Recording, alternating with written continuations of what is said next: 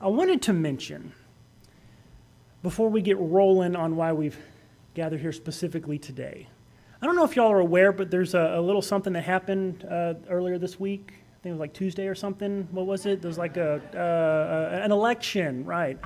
I don't like to get political in the pulpit, right?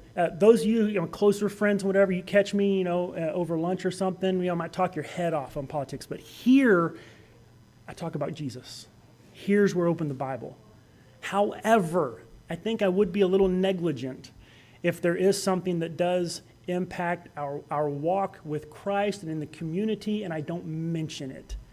And I don't know how many of y'all have been paying attention to the news, or if you're on social media, and it looks like half the world is losing their minds over what's going on. And regardless of who you wanted or who you voted for or didn't vote for, or however that went, there is confusion, there is pain, there is fear and anxiety aplenty out there.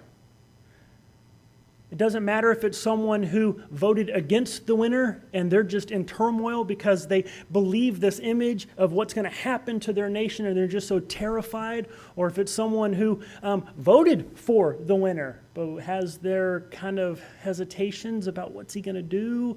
Oh, I hope he does okay, but there's a lot of fear and anxiety. And as we see things on social media, or we talk to coworkers, or we see things on the news that to us, we look at and it may seem ridiculous. People crying and being dismissed from class, or all kinds of different things that we might look at and think, well, that's just silly. But it doesn't matter what we think. It doesn't matter if they're right or they're wrong. Their hurt, their fear, their confusion is very real to them. And we, as the body of Christ, as the hands and feet of Christ, do not need to extend to them mocking or ridicule or such. We should be extending grace. We should be extending love. This right now, there's a period in our nation's history going on right now where the level of fear and anxiety over the events to come is very high. And if the church is not the people who can step in and offer comfort and grace, then who can? Where will it be found if it's not found in us?